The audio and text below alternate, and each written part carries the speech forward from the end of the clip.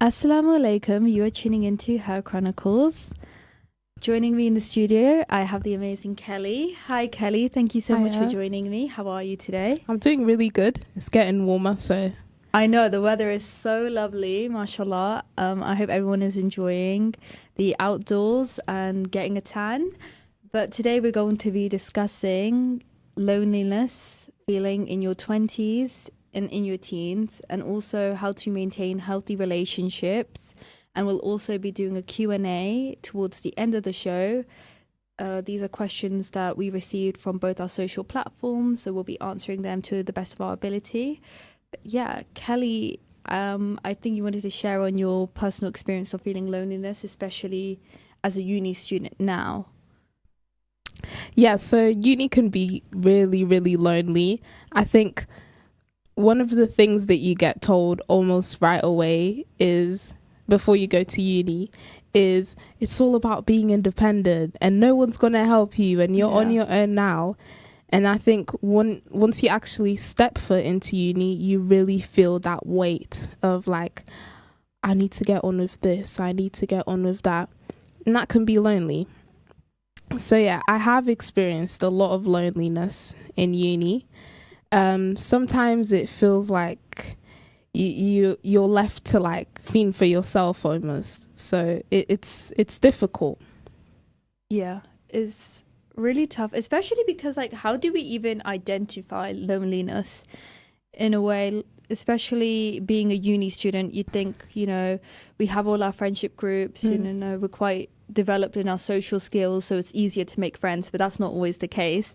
I don't know about you, but I really struggled to make friends during my first year because it seemed that people already had close relationships with other people in the course and they didn't really want to get to know new people.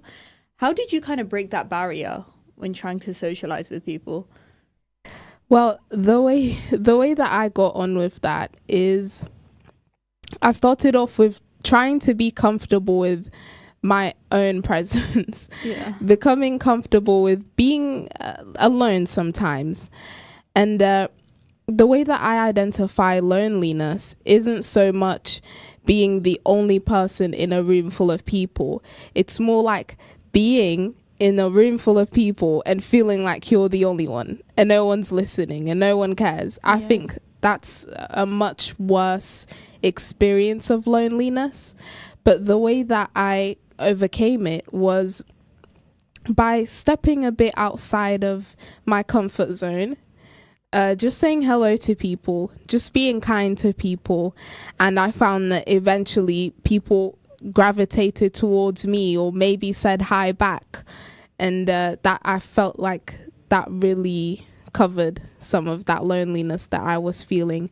Just taking a bit of initiative, even though it's really hard, because if you don't do it, they definitely won't do it. So, Yeah. yeah. Really appreciate the point you made about also being comfortable being alone and enjoying your own company, because it seems like nowadays if you are alone and if you enjoy spending time with yourself, like, it is seen as a positive thing, but it's also seen as antisocial behavior. How do you kind of appreciate the time you spend just with yourself? I think the way that I do it is by recognizing that these people are around me now in my course and we're spending these very important chunks of our life together. But at the end of the day, when I'm buying my first house and when I'm getting married, none of them are going to be there. And so how am I going to deal with it when I don't have these people around me? And am I being realistic here? Because there's some circumstances where you're not going to have someone to hold hands with you and like hug you and things. So I think it's about being realistic in that sense. Yeah. And not being heartless. Everyone needs a friend. Yeah, of course. But Yeah. being realistic in the sense that I have these people around me now, but it's important that I find a method that works for me when no one else is around. Yeah. In a way, is that when boundaries kind of come into place and you're setting them up in advance, so you kind of have identified with your friend, okay, we do have a close relationship and everything, but you also appreciate your own time as well. How do you kind of set boundaries in place for, let's say, someone labeled as like kind of a needy friend? It's interesting because there's nothing wrong with neediness. There's nothing wrong with wanting to feel protected and loved. I think that's one of the reasons why we get into friendships in the first place. Yeah. But I think neediness without a balance actually becomes really destructive. I want to be able to be there for my friends, but I don't want to do that at the expense of my own well-being. I think that's the difference. If it's more of a trade, then I would say that's actually healthy, and you're building each other up as friends. However, if your friend is taking, and you're not receiving love and protection and that friendship in return, then at that point it's really one-sided, and it's really destructive. So I would say that neediness should be resolved by communicating a concern of, hey, as much as I appreciate being there for you when you're really having a hard time, I can only sustain you so far if I myself have someone to lean on. So it's a bit of a trade and a balance, in my opinion. Yeah. I think a friendship needs to work both ways, where you're both there to support each other, lift one another, and also enjoy happy moments together. I mean, what advice would you kind of give to young women who are facing dilemmas in their friendships surrounding non-supporting friends?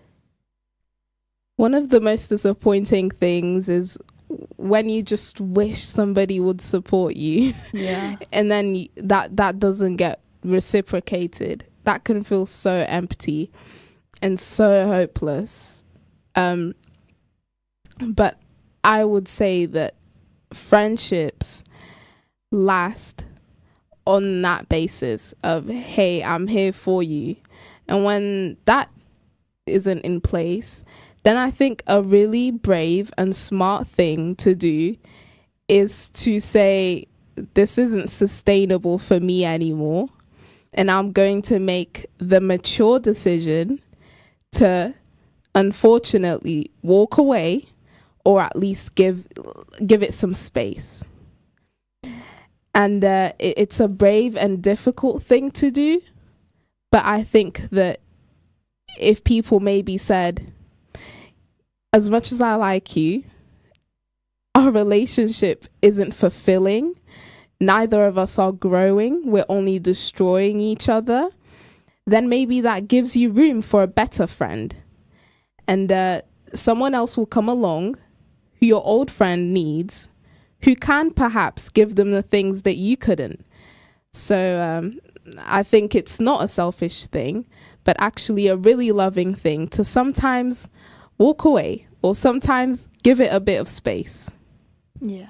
Definitely, I agree with you with having effective communication and being honest with one another and each other's needs, and how, that friend isn't always meeting your needs because, you're doing the same for them, but it's not reciprocated. I mean, it's a hard discussion to have, and I feel like, especially, I've done this before where I've kind of pushed off my feelings. And in a way, I've kind of just swallowed them and allowed this friend to continue to be in my life, to continue to share moments with me, and I'm still there for that friend. However, when I go through hardships, that friend isn't always there, and I can't rely on them. They're not a reliable friend. So I've never really had that conversation. So it's a hard thing to do, like having the courage to do that. And also feel like if I do say something, all my friends are just going to then turn on me, especially in secondary school, being in a big friendship group. I mean, how do you have the courage to have that discussion? I think the courage comes from a sense of I respect myself enough to be able to say, I've just had it. Yeah. And in a sense, the whole idea of giving it space or maybe calling the friendship off is probably going to be your last resort. But if you feel like you have done what you can with a certain friend and that the relationship isn't evolving anymore, then I think where I get the courage is just having that sense of respect for myself. How many more times am I going to have to endure like humiliation from this friend? How many more times am I going to have to feel like I'm not important to this person? Yeah. How long can I take this? And is that the type of person that I want to be? I always tend to remember that the friendships that I have now will probably reflect the friendships that I have in, say, 20, 30 years. I always like to think quite broad. And so I like to think, do I want to have this kind of friend when I have children? Do I want to have this type of friend when I'm eventually married?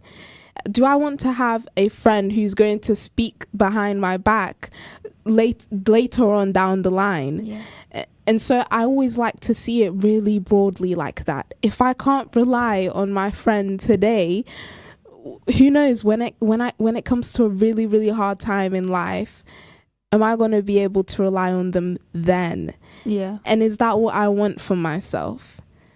You see? Wow, that's an amazing mindset to have, of just having self-reflection and identifying, okay, I don't want this in a friend, and I wouldn't want this in a friend, 20 years down the line. I've never thought of it that way, but putting it into perspective, actually, you're so right. Like, okay, if I don't enjoy this friend's company now, why would I enjoy it in, let's say, 20 years? Do I even want my kids to meet this friend? Are they even worthy of that? Because they've never been there for me throughout the years. But in a way, sometimes it is a sad truth, especially, let's say, if you've been friends with this person for such a long time. And I think with a lot of young women feel that if they've been friends with someone for, let's say, over 10 years, they feel as if they can't really cut the connection, in the way cut the cord, because of how long they've been friends for. Have you faced something like that before? Yeah, I mean, a lot of my close friends are people that I have known for years and years on end. What I try not to do is give up on them. Never that. I'll always give them the chance to return. But friendships are a two-way street. And if you are working on yourself as a person, if you're, for example, working on your patience, it then wouldn't make sense to bring along a really, really impatient person. I think my perspective to do with people who've maybe been my friend for a really, really long time is we may have been friends since we were like 6 years old, but now we're growing. Now I want to head somewhere. And I don't mean that in the sense of I want to have 5 massive mansions and 11 cars. I mean in the sense of who I am, as a person. I'm now becoming more mature. I'm now becoming a better listener. I'm now becoming a better person to people. And so to have you along on this journey doesn't make sense. It actually stops my growth. And that may sound like a really selfish way to think, but I guarantee you it's not, because when you work on yourself, you're working on yourself for the people around you as well.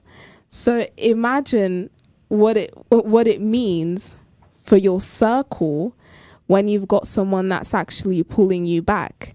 It means that people start to see the really grumpy, ugly side of you rather than the really beautiful side of you that you're working on, all because of this one destructive friendship. Yeah, that It's so true. It it's just kind of crazy how you are trying to grow, you're trying to become a better person each day, you're trying to become a better friend for your new friendship group. As you know, when you do grow, you do meet new people, and different connections with different people, it does change. Some of the times it grows, some of the times it decreases, because like you said, we're changing. We're always going to be changing. And so that doesn't mean you're going to just completely cut off your friend, but it comes back to maintaining healthy relationships and boundaries. You know, and I wanted to touch on another topic that I have actually seen a lot on TikTok. It's quite a bit of a debate right now. And it was kind of a woman who spoke on, if one of your friends decides to overshare in her life and share every single detail, do you then equally have to overshare and say every single detail about your life to that friend, even though you don't really feel a close connection with that friend? What's your opinions on that? That's an interesting debate. Well, I've always been of the opinion that not everything needs to be said. Yeah.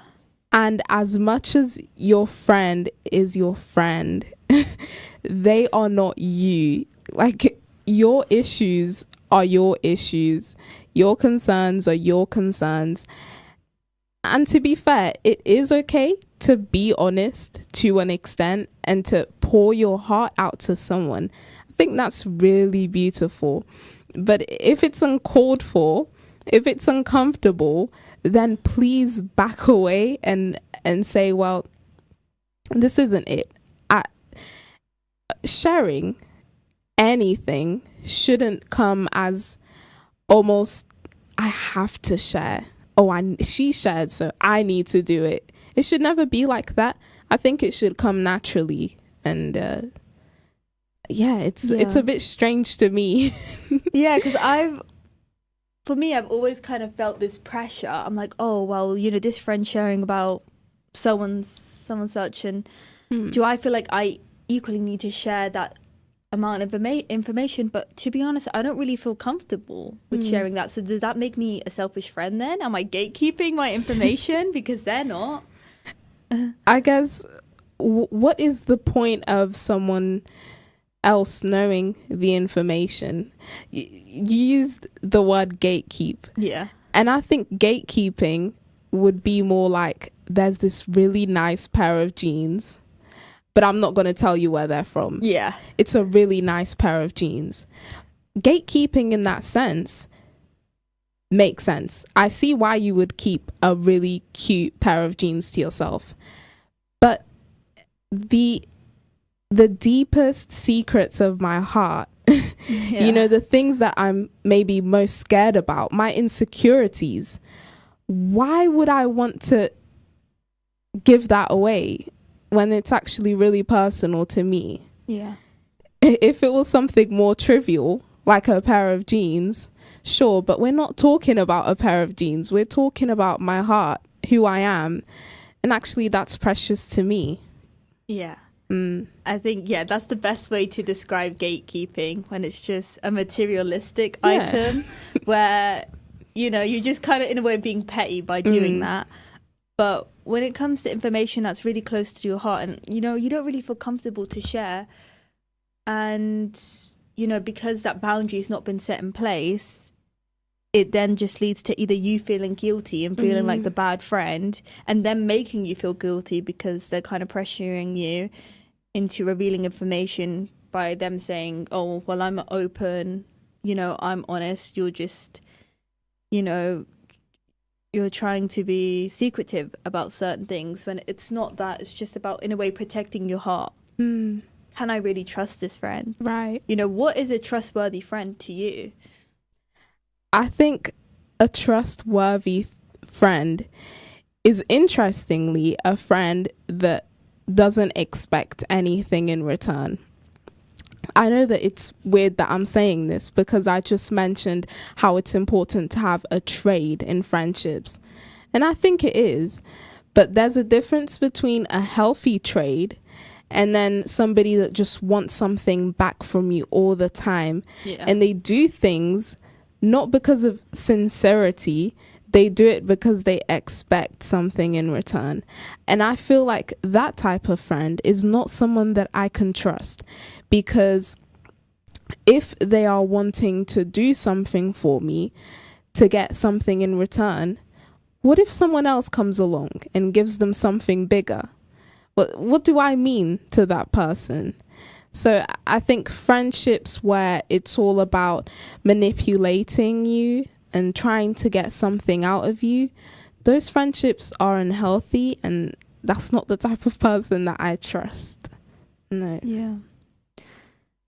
Yeah, that is a toxic trait to have within a friend, and sometimes it's hard to identify because in a way it's kind of putting on that mask and you're not really identifying it, or you're not really thinking about how this friend has bad intentions, because you just think, wow, it's my friend. Either I've known them for a really long time, or I've trusted them quite quickly. And I do think as young women we want to have those connections. We want to have female friendships because they're so important and they make us who we are.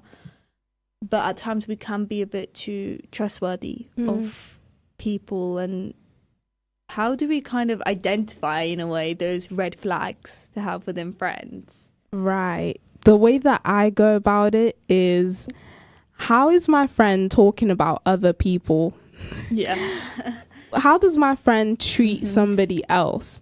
Because chances are how they treat someone else is probably how they treat me when I'm not there. Yeah. So I look out very, very closely for gossipers. Anybody that feels comfortable gossiping about someone else while they're not there, I'm like, oh, you may as well be speaking about me behind someone else's back. I also look out very closely for people that have a hard time celebrating others. Like, even if it was competitive, for example, imagine somebody else landed a job before you, and I'm looking at you and I can tell that you will not, for the life of anything, celebrate that person's success. I'm thinking, you're not the type of person to lift others up. You're the type of person to strike them down. That's something I also look for. And how do you treat others? Pretty much.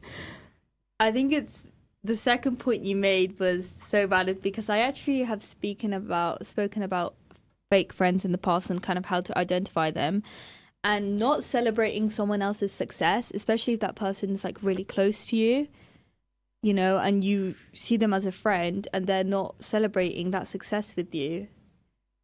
That is not a nice person. That is a very toxic mentality to have, because you're jealous and you're envious of this person. Yep.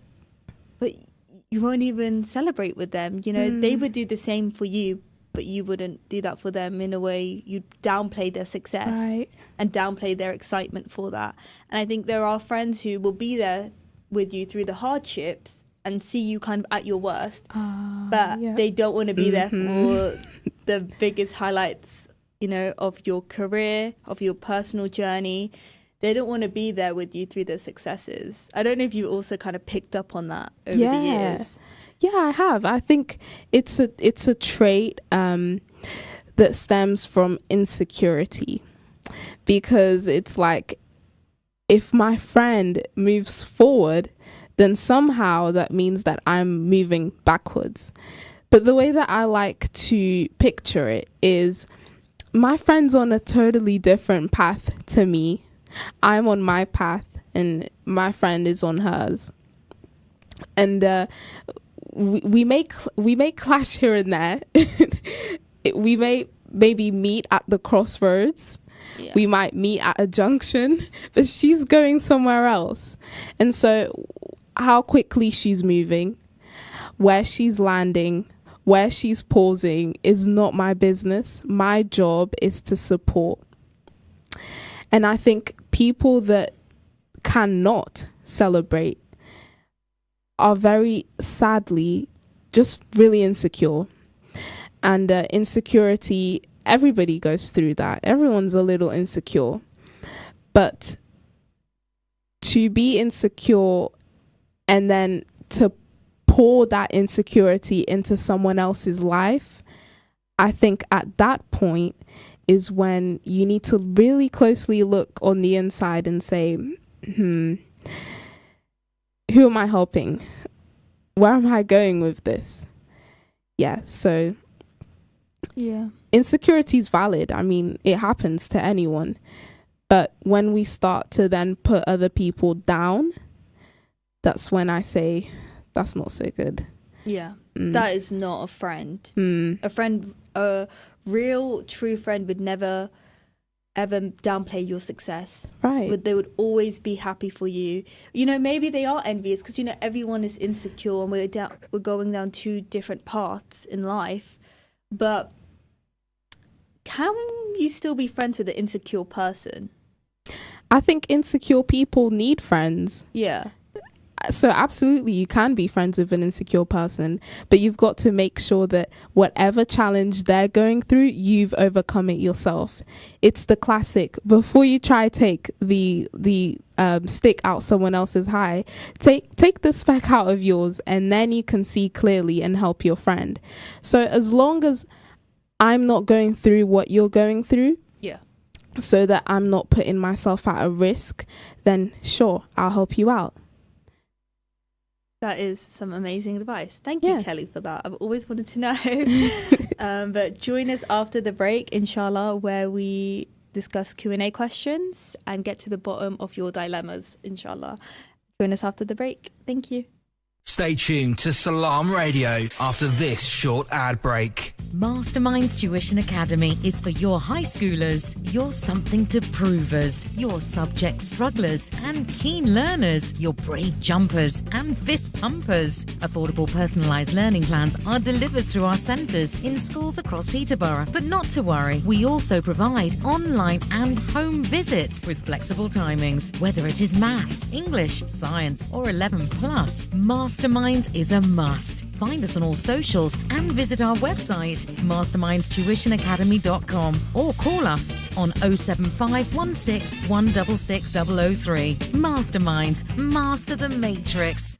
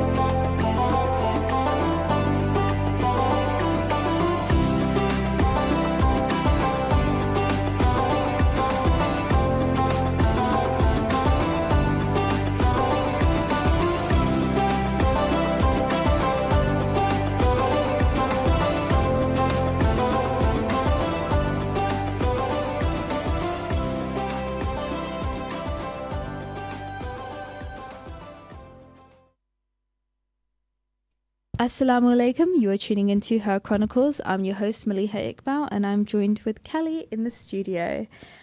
So as we're on the topic of discussing friendships that have kind of friendship connections that have kind of deteriorated due to, you know, us being on our own personal growth journey and meeting new people and embarking on new journeys. Kelly, you wanted to share on your own dilemma right now you face with a close friend. Yeah, so I've got this close friend. We are inseparable. But at the minute, with the transition to uni and things, you'll find that sometimes friendships drift apart, and it's got nothing to do with an argument. It's got nothing to do with gossip or resentment, none of it. But it just naturally happens where you drift apart. And it's difficult when you're faced with that, because we were just saying friendships are so precious. Yeah. And we tend to think, oh, someone else will hurt me. Someone out there, my boss will hurt me. Yeah. A stranger will hurt me. But you never imagine that something would go wrong in a friendship. That's why it's so difficult when it does happen. Yeah. But drifting apart is a thing that I didn't see coming. It just happened. Yeah. And I wasn't prepared for it. So I'm trying to amend that, like bring that friendship back, bring what we had. Except what I'm finding is sometimes it never becomes like the old days again.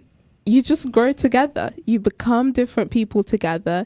And it's like meeting a new person all over again, because you're so different.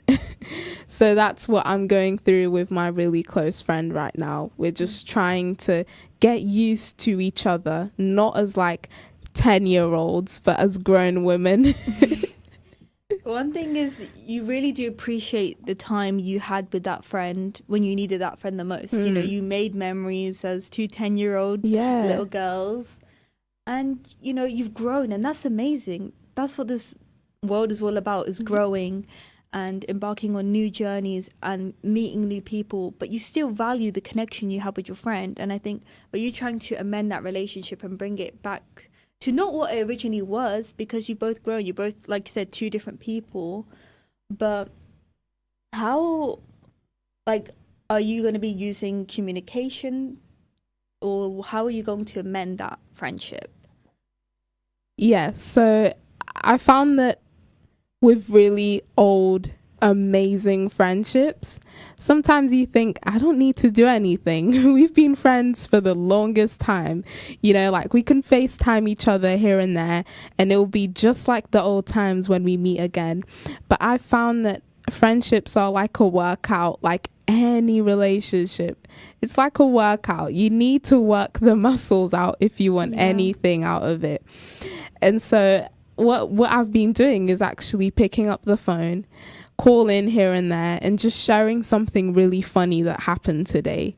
And just laughing together has really brought back that sense of, wow, this is my friend. We know each other like the back of our hands. Yeah. Just sharing really wholesome things that have happened recently, sharing our successes with each other. Hey, I had this exam today and it went really well. And then your friend says, that's fantastic, I'm proud of you. I mean, you can't buy that. You can't buy that type of friendship. So it is really worth it picking up the phone. Yeah. Just making an effort, you know, like you said, just sharing maybe a funny story, you know, creating memories again. Just laughter is so beautiful because it really brings people together. And I think by you trying to make an effort to amend that friendship and to make it something better, let's say, and maybe you're not the closest as friends as you used to be, but you still care about one another and you still want to see each other's successes. And, you know, if they're going through a hard time, you will pick up the phone, you know, you'll text, you'll try and make their day. Yeah, it's strange because back then, the only issues we had was like, because we're cousins, so Okay.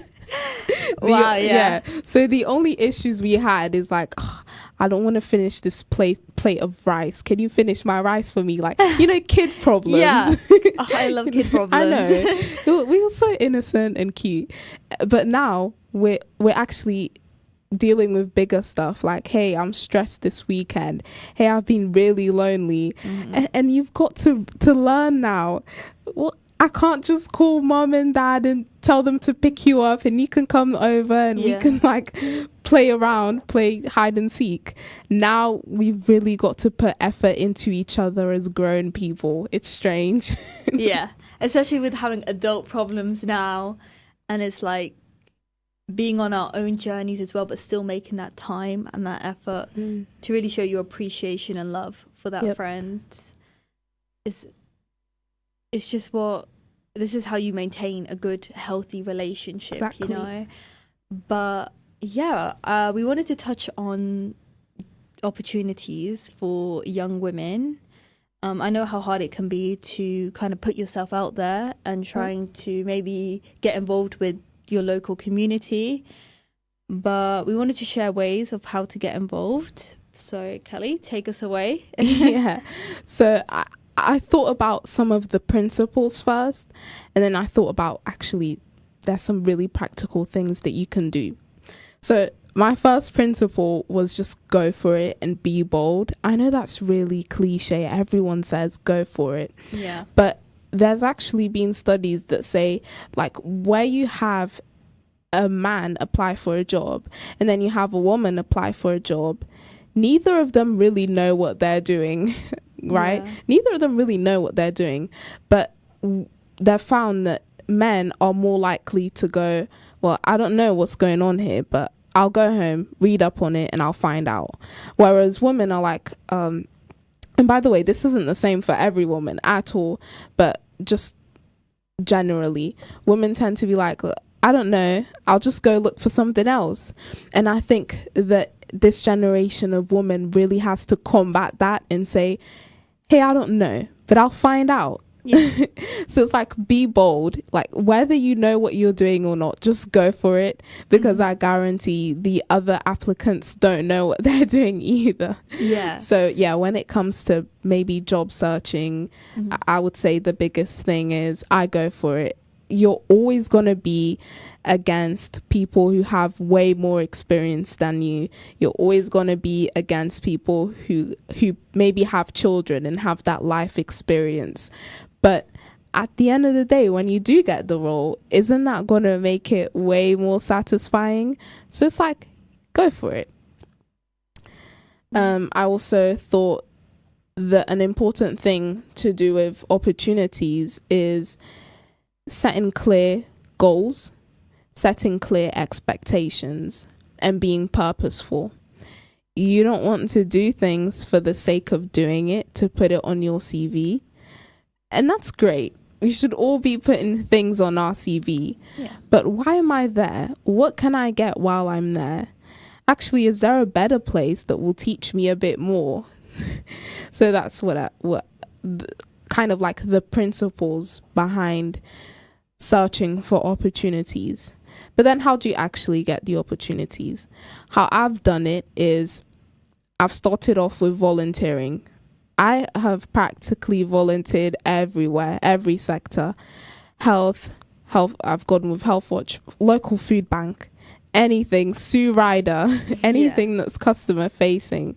I have volunteered at those places because you will find that trying to reach kind of like the higher people, it always starts with those, I don't want to call it lower roles, because they're not lower roles.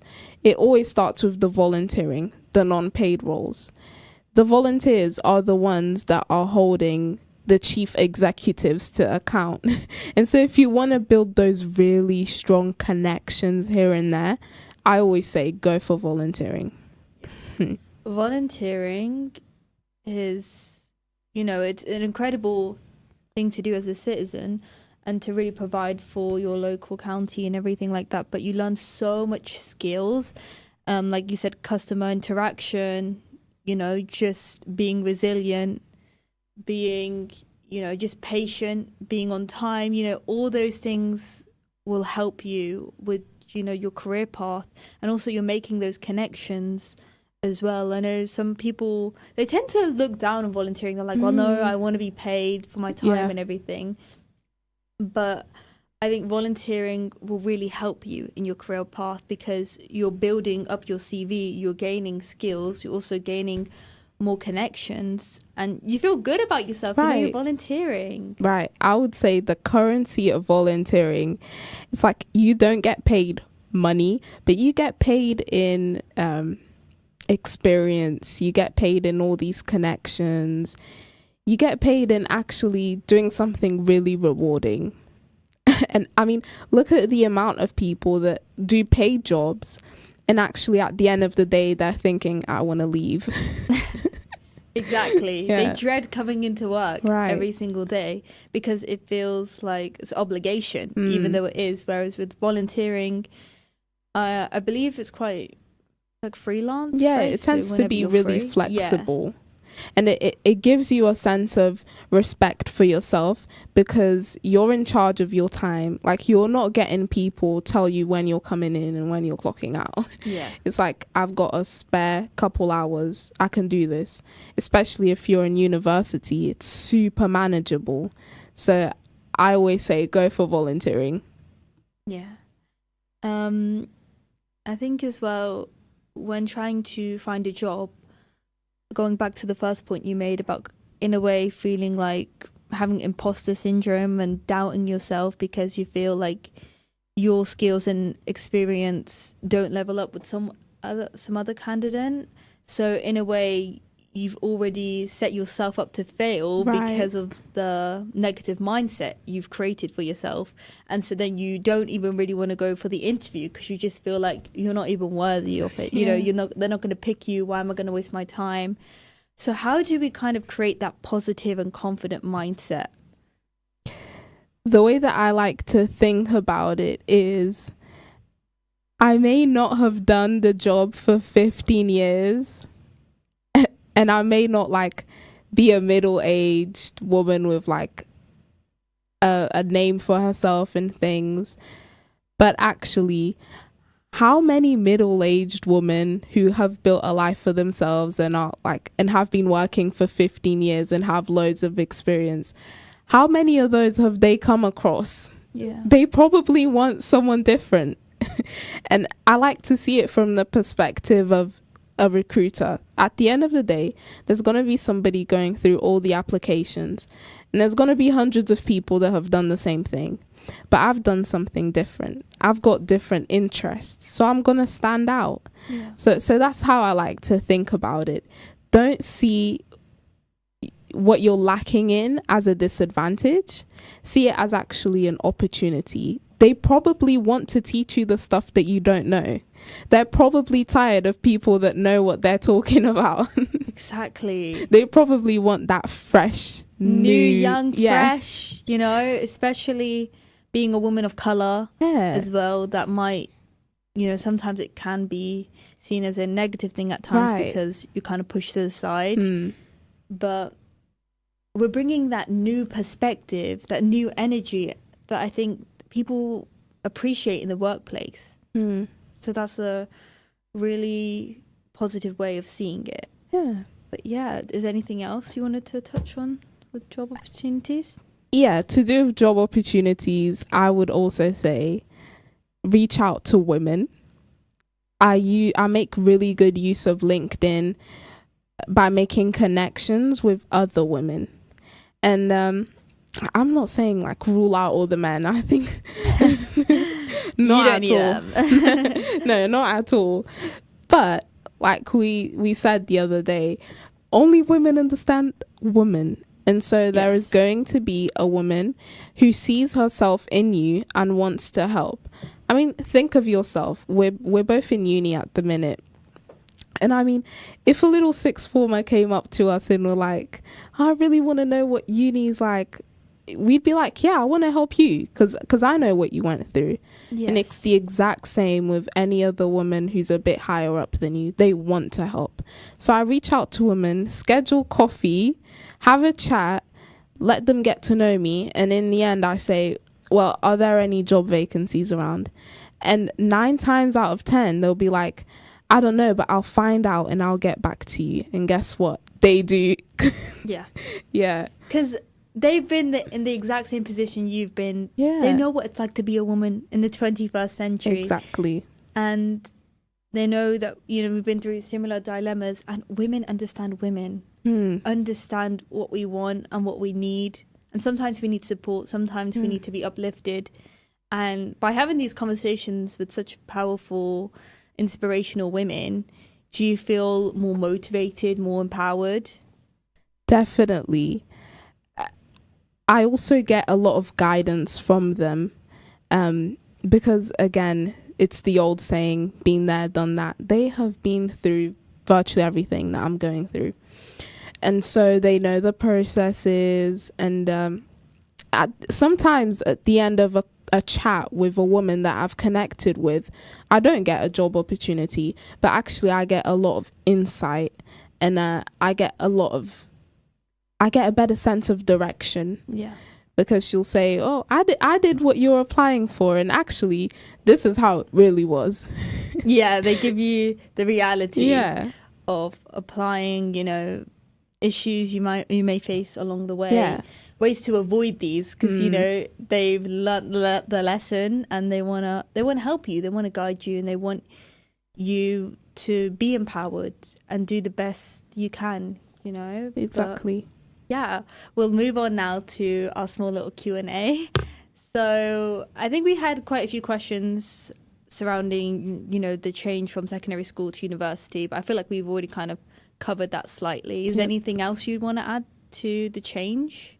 You know, because it's quite a drastic change, you know, especially, let's say, if you also went to sixth form at that same school, so you've been there for a really long time. Really long time. And then you go into a whole new different environment where, you know, it's a higher education, so there is a lot more pressure, probably more assignments, meeting new people. You know, that itself is it can be quite a challenging experience at first because it's new.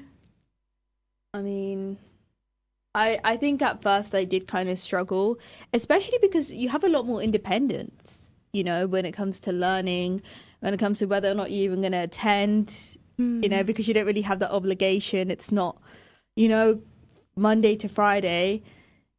So there's a lot more freedom, but it's also like you need to be resilient. I feel like you need to, in a way, have realistic goals that you're going to meet each week when it comes to being a uni student, because there's just a lot of, you know, there's a lot of assignments, but you're meeting new people. So you'll have social gatherings, you'll have events going on. It's all kind of crazy in the first 4 weeks of uni. How did you kind of tackle the first 4 weeks of uni with everything going on? I think the first thing that I wish someone had told me is that you're never going to feel fully prepared. Nobody feels fully prepared. Even the mature students who've probably been in education and out, they probably don't feel prepared either. Nobody does. Yeah, but of course. I think I was fortunate in the sense that because I go to such a recent uni, they actually made a really massive effort of making sure that everyone was comfortable. So I had the students' union. Every uni has a students' union. They were really good with putting up events and things. And I just signed up for everything. I think we went canoeing. Oh, wow. I know. It was Canoeing, how was that? That was so fun. I had never done it before. So, you know, sharing those new experiences at uni, just going for it, signing up to everything. Yeah.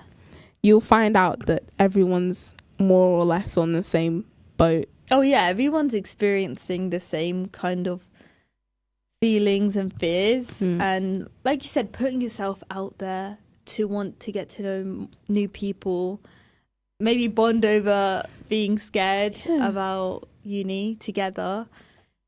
Yeah, and also just getting involved in the events and societies as well. That's what you did. But yeah, I think I had a question, like a few questions regarding how to become more confident. Hmm. Confidence is a strange one, because we have an idea now that, I think especially the way that the media has portrayed confidence has been a bit like, nerdy girl wakes up one day and decides to take her glasses off and put her hair down, and now she's confident and all the boys like her. And they've seen the beauty in her now, like it wasn't there before, but I okay. know. Isn't that so? It's just strange to me, because first of all, confidence isn't automatic. It's learned, it's grown, and yeah, confidence is a process. No one can say that they've reached the maximum level of confidence. No one has. Even the people that come across really confident are probably lacking in another area. So I like to see confidence as a range of different character traits that everyone has. Some people have it, some people don't, and but it's a work in progress. It's a hard journey, because obviously it falls under personal growth. But I also think just like even making that change from secondary school to university, that itself, like you need to be confident that, you know, you're embarking on new journeys.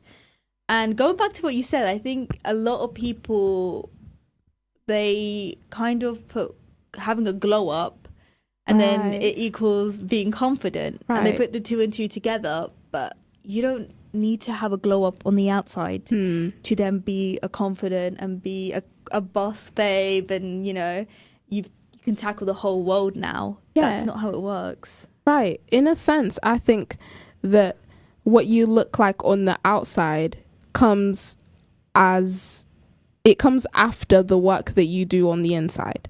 Like if you want to like look pretty and things of the sort, that's fine. But I reckon that you only want to do those things in the first place if you've done the inner work. If you have confidence, comes as in a sense of, I'm not afraid to make mistakes. I'm not afraid to say no, to have boundaries. And once you get that out of the way, then it kind of makes sense to go for the glow-uppy things. But I reckon that the inner work is probably the most important, in my opinion.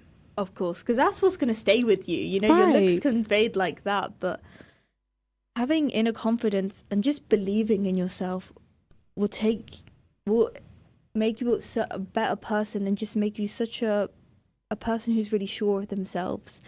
And, you know, the confidence you have within you will really vibrate on the people you're around as well. Even by the way you speak about people, the way you speak about yourself, you know, it will really show that you are a confident person. But yeah, let's see another question we can try and answer. Okay, so what are some career development tips you have? Yeah, career development is about building a name for yourself. So I would say, if you want to develop your career, first of all, figure out where you want to be at the end of the day, and move towards that direction. But be prepared to perhaps not get there as quickly. Be prepared to have setbacks, and also be prepared to do really well. I think, like you said, sometimes people set themselves up for failure when there's no need. Yes, there is a chance that things don't happen as quickly or as smoothly, but also there is a chance that it goes really good. So with career progression, I think it starts in how you see yourself. So actually see yourself as somebody that can do it. Yeah. And build a brand for yourself. When you speak to people, the way that you speak, the way that you present yourself says a lot about how seriously you take yourself. professionally speaking. So always keep that in mind. Carry business cards around. Yes. Be ready to network look on the spot. Yeah. Be prepared to tell people, this is what I'm about, this is where I'm going, and be sure. Nowadays, employers want somebody who is gonna stick around, someone who's sure of what they want, because nobody wants to hire someone that's gonna change their mind tomorrow. So when they ask you, hey, you want to be a lawyer? Why do you want to be a lawyer? Be prepared to tell them why. Yeah. Always be ready. Really understand why you're doing what you're doing. You know, why are we choosing to spend 3 more years in education when we don't have to? Like, if anyone was to ask that, we would immediately answer them back, you know. So understand why you're passionate about your brand. And I think also being authentic, be real with yourself. You know, if you're creating a brand for yourself, you need to be sure within yourself, and you need to make sure you're clear about your ideas. So being authentic can be hard, because sometimes you're in a way lying to yourself because you want to be confident, but it's like, I'm scared, you know. Are people really going to believe in me? But if you don't believe in yourself, how do you expect other people to believe in you, you know? Right. I think the most impressive thing you see is somebody that goes for it even though they're scared. That probably tells your employer a lot about you, a lot more than your CV. Yes, I think 100%. But thank you so much, Kelly, for joining me in the Thank you. studio. I hope you enjoyed listening to us for an hour, and inshallah you have a good rest of your week and you enjoy the hot weather. I know Kelly's going to be enjoying it too. We're going to be getting our tan on and enjoying the sun. But yes, inshallah, join us